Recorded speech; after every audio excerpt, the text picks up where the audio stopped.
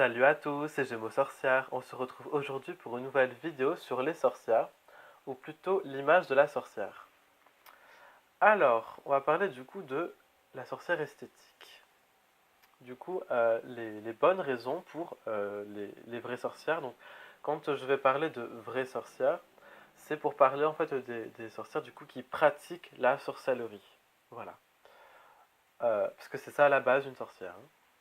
Donc, le fait que des sorcières soient sur les réseaux sociaux, ça permet du coup, parce que vu que c'est mondial, ça permet du coup la découverte d'autres cultures, d'autres pratiques magiques, de rencontrer d'autres sorcières, de pouvoir échanger, de pouvoir partager des choses. Euh, Ça permet aussi du coup de remonter l'image de la sorcière, parce que du coup les sorcières vont mettre du bon contenu, du vrai contenu, j'ai envie de vous dire, de qualité. Bon, pas toutes, hein, mais la plupart. Et du coup, ça fait que ça permet, à l'image de la sorcière, de remonter un petit peu. Il va y avoir du coup aussi le fait de pouvoir se guider mutuellement, le fait d'apprendre à d'autres sorcières, notamment par exemple sur YouTube, qu'on peut apprendre en faisant des vidéos. On apprend à d'autres sorcières à s'élever, on leur apprend des choses. Donc il y a tout un partage, tout un truc vraiment très très positif, d'autant plus que ça permet aussi d'accepter les sorcières, ça permet aussi d'inspirer les autres sorcières, et ça permet aussi de briser les stéréotypes, parce qu'il y en a trop et c'est très dommage. Maintenant, les mauvaises choses.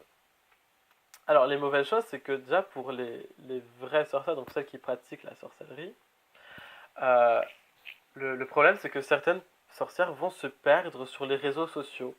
Certaines, en fait, justement, elles vont tomber dans je sais pas comment dire, dans cette mauvaise phase où, en fait, on va être sur les réseaux, donc sur Instagram, parce qu'on va avoir, on va faire un maximum de vues, un maximum de j'aime, un maximum d'abonnés, un maximum de choses comme ça, vous voyez. Et alors, c'est la course au hashtag. Genre, il va y avoir, par exemple, 4 lignes de hashtag complètes avec des trucs qui n'ont rien à voir avec la photo. C'est vraiment être vu pour être vu, pour être aimé, pour être suivi, pour être ci, pour être ça. Et le problème, c'est que souvent, les sorcières, elles font ça, malheureusement. C'est un petit peu con, faut le dire. C'est très dommage parce que du coup, on se perd. Vous voyez, on se perd à tout ça. Et le fait que les vraies sorcières, elles font ça, ça va inciter des non-sorcières à faire la même chose. Donc en fait, il va y avoir des personnes qui ne sont pas du tout sorcières, donc qui ne pratiquent pas la sorcellerie, qui ne sont ni du groupe féminisme sorcière, qui sont juste des personnes, comme par exemple mon voisin, un truc comme ça, n'importe, qui vont juste parce que voilà, ça y est. Par exemple, oh là là, j'ai ce magnifique cristal, j'ai une bougie, je suis une sorcière, oulala. Parce qu'en fait, elles s'inspirent du coup de l'esthétique sorcière des vraies sorcières pour se donner l'image, vous voyez. Et après, voilà, juste parce qu'elles vont avoir deux, trois petits matériels de vraies sorcières, qu'elles vont se dire, oulala, moi je suis une sorcière, je sais pas quoi. Alors que c'est juste pour le style, c'est juste pour les j'aime, juste pour être vu, juste pour les hashtags, vous voyez. Et c'est assez dommage. C'est assez dommage parce que voilà, maintenant, il suffit juste que, voilà, par exemple, une femme ou un homme, il prend une photo avec un pentagramme autour du cou, et voilà, ça y est, oulala, sorcière, et mettre witch of Instagram, hein. Non, enfin, non. Je ne cautionne pas trop. Qu'on s'inspire pour faire des choses artistiques ou quoi, oui, mais après qu'on s'inspire justement pour les vues, pour être vu. Surtout que les personnes qui font ça, donc les non-sorcières qui font ça, euh, donc on est d'accord que c'est juste pour du chiffre, hein, juste pour des abonnés, tout ça, ils ne savent même pas ce que c'est réellement d'être une sorcière, ils ne savent pas ce que c'est. Et ça, c'est dommage parce que quand on sait vraiment ce que c'est être une sorcière, genre, enfin, je sais pas, moi je me permettrais jamais de faire ça. Vous voyez, bon, moi j'en suis une, mais si jamais j'étais pas une sorcière, je me serais jamais permis de prendre le style d'une sorcière, vous voyez. Jamais. Moi, je sais pas, en plus je trouve que ça fait un petit peu, tu te mens à toi-même de t'inspirer de quelque chose de. Enfin, je sais pas. D'autant plus que les personnes qui font ça, c'est un petit peu comme de l'appropriation spirituelle. Alors oui, non pas culturelle du coup, mais spirituelle. Dans le sens où, parce que voilà, la sorcellerie, c'est quand même des pratiques qui, dans le monde, qui a des centaines et des centaines d'années, qui a traversé qui a traversé les siècles. Et c'est vraiment toute, enfin, oui, c'est vrai, c'est toute une pratique, c'est toute une vie. Et que des personnes ensuite, elles s'approprient ça juste pour la beauté, juste pour être suivies et tout. Moi, je trouve ça vraiment, enfin, je trouve que c'est pas très bien. Après, il y a quand même aussi des personnes qui font ça sur d'autres plateformes. Donc, il y a des personnes qui vont se faire passer pour des sorcières. Toujours les mêmes personnes, elles savent pas ce que c'est, mais elles se font passer pour quelque chose, hein, voilà. C'est toujours la même. Notamment, du coup, sur YouTube, sur Facebook ou quoi, des personnes qui vont se faire passer pour des sorcières, soit en échange de services, donc par exemple, ils vont vous dire, ouais, moi je peux te désenvoûter pour 50 euros, des trucs comme ça. Donc évidemment, le charlatanisme, il est là, il arrive lui, hein. Et après, on va avoir des personnes qui font ça, par exemple sur YouTube, beaucoup de YouTubeuses et de YouTubeurs, qui vont se faire passer pour des sorcières. Et à la limite, voilà, t'es pas une sorcière, tu veux faire genre que t'es une sorcière pour être vue ou je sais pas quoi, que t'es seule dans ton coin, moi je m'en fous. Mais que tu vas sur YouTube, que tu te proclames haut et fort sorcière, et qu'ensuite tu fais des vidéos, et parce que vraiment tu dis de la merde, et que tu fais de la diffamation de religion, diffamation de pratique, que... Qu'est-ce qu'il y a encore?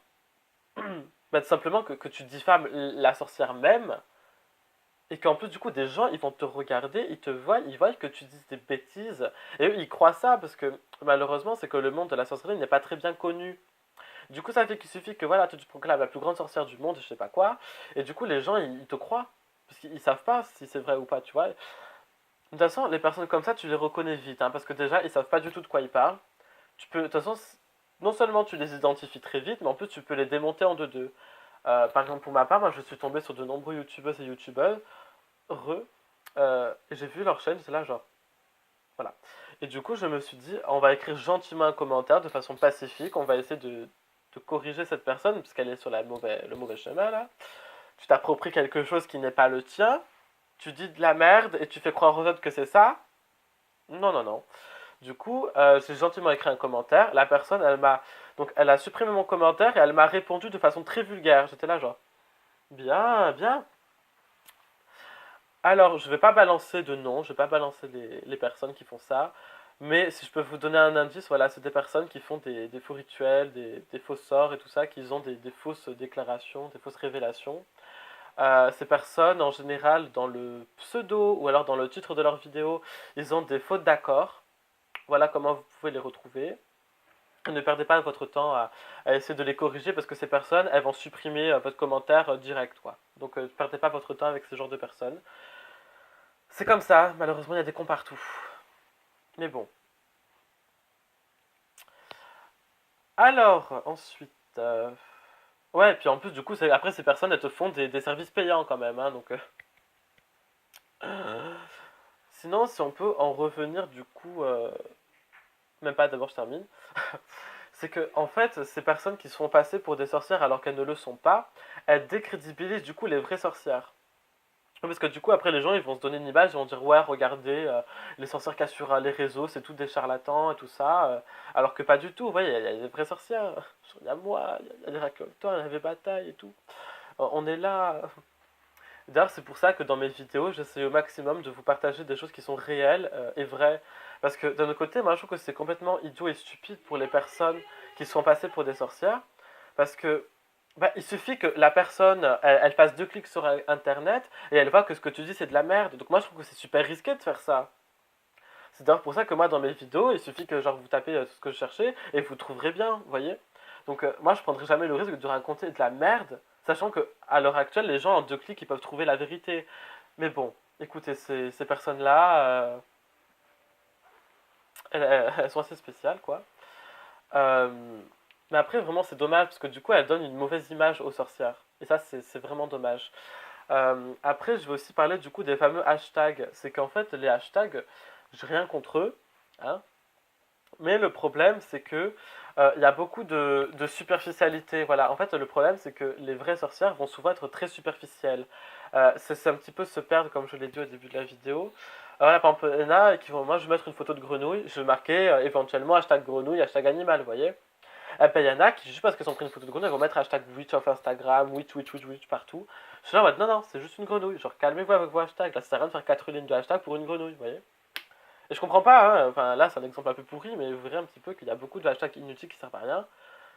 C'est vraiment pour être vu, c'est pour être superficiel et tout. Enfin, moi, j'aime pas trop. Enfin, je sais pas. Moi, voilà, j'ai mis une photo de grenouille sur mon Insta, j'ai mis à chaque grenouille, à chaque frog, à chaque animal. Pourquoi mettre plus? À la limite, ça avait été mon familier, ok, mais là, c'est juste une grenouille que j'ai trouvée. Et puis après aussi, il y a beaucoup de hashtags qui sont faits en anglais, donc notamment le hashtag witch, ouais, tous les witch of Instagram, hein. Bah, je trouve ça un petit peu dommage parce que du coup, ça fait que les autres sorcières des autres pays et tout, euh, elles mettent toujours du coup en anglais. Moi-même, avant, je mettais tout en anglais. Et c'est là que. Et après, il y a plein de gens qui me contactaient en anglais et tout ça, et puis ils me prenaient tous pour un américain, et moi, je disais, non, non, je suis français. Et du coup, c'est là qu'après, je me suis dit, bah, tu sais quoi, on va juste mettre donc hashtag witch, mais hashtag sorcière, hashtag sorcellerie. Juste en français. Donc, je mettais les deux, donc je mettais en anglais et en français. Et c'est là que je me suis dit, mais en fait, si tout le monde fait ça, ça permet à chacun d'un autre côté de pouvoir s'identifier. Si chacun met les hashtags de sa langue, mais aussi en anglais, il n'y a pas de problème.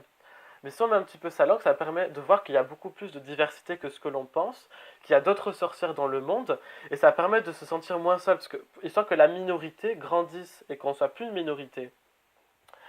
Et puis en plus, ça permet de ne pas se perdre, parce que voilà, le fait que du coup on voit qu'il y a des hashtags dans différentes langues et tout, bah déjà, de un, c'est plus simple pour partager sa pratique et sa culture avec les autres pays. Attention à l'appropriation, bien entendu, hein. Enfin voilà, je trouve que c'était. En plus, c'est plus simple de notre côté, si tu veux rechercher un truc sur le vaudou, bah toi, tu peux trouver plus facilement que si tout est en anglais, c'est un petit peu dommage. Euh, du coup, voilà, j'espère que cette vidéo vous aura plu et je vous dis prenez grand soin de vous.